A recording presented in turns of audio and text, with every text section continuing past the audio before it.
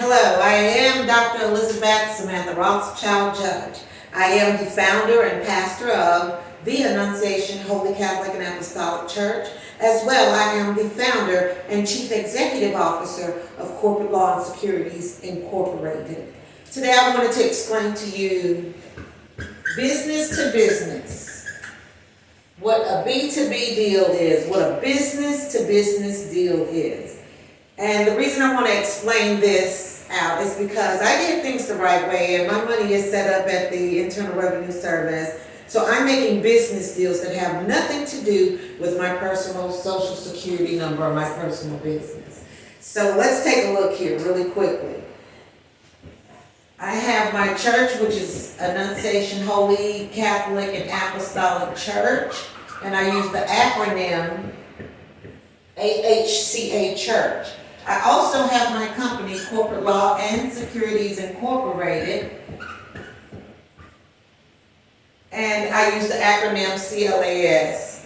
All right, so I have a tax ID or EIN. EIN stands for Employer Identification Number because this is a business organization that employs people. I am the first and top most employee as the founder and pastor of Annunciation Holy Catholic and Apostolic Church. So there's the tax ID there, and we have one. With Corporate Law and Securities Incorporated, the same thing. And we have our tax ID, EIN, Employer Identification Number, it's the same thing. And here it is.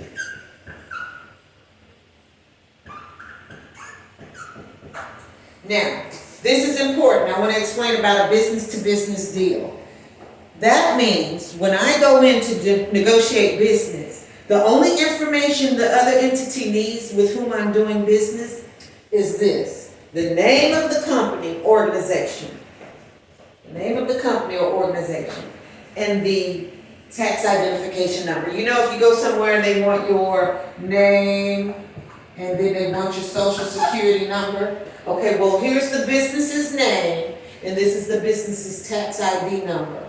So that means the employees of this company and this business organization, they are covered. All employees are covered by the organization's tax identification number. So all they need is their employee ID or employee badge or whatever the company distributes to identify its employees. The only person that should have the employees of the company's information are the company. So when you go to handle business, or I go to handle business for my church or my company, no one has any business asking me for my social security number. Only thing they need is that I am a representative of that company. If they have a problem with that, they take that up with the Internal Revenue Service on the tax ID of the church or company or whatever entity that you're representing. So I want to get that straight because there's been some flag back. When I go to get an office space or a pastor's quarters lease or maybe even get a property donated from under the church name, it goes under the church name. They don't need my social security number. They only need the church tax ID number. And everything can be verified with the IRS. That's three people to never mess with. IRS, the Internal Revenue Service. All right. If you go to handle business for your business organizations and they ask you for your social security number, they are out of line. All they need is your business tax ID. They do not need your social security number. That is fraudulent. To deal with a place that refuses to do business if you won't give them your social security number, it puts you in the balance because you have to decide, either I'm going to go ahead and make this deal or I'm going to walk out. Well, the only thing to do is to walk out because you're doing business to business, not business to personal, okay? So if I wanted to go and get a vehicle, an automotive, they would title it to the church or the company. Now really quickly here, I have two things going at the church for funds. I have two, so I want to talk about the church first. All right? I have two methods of funding.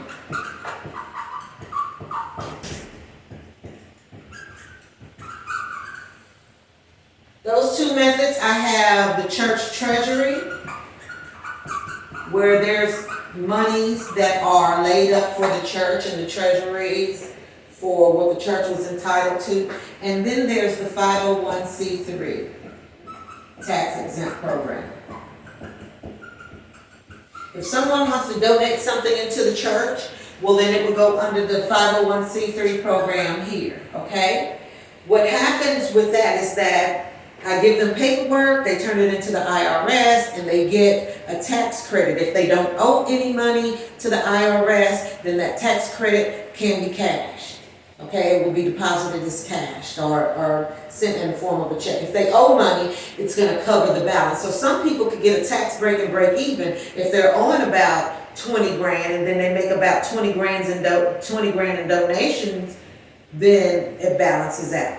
All right, now I've talked about that in other instances and other opportunities. Now I want the 501c3 right now. I just want to work on and emphasize the cash deal.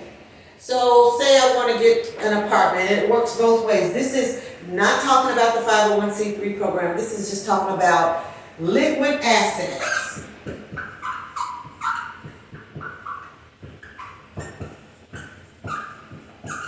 Liquid assets.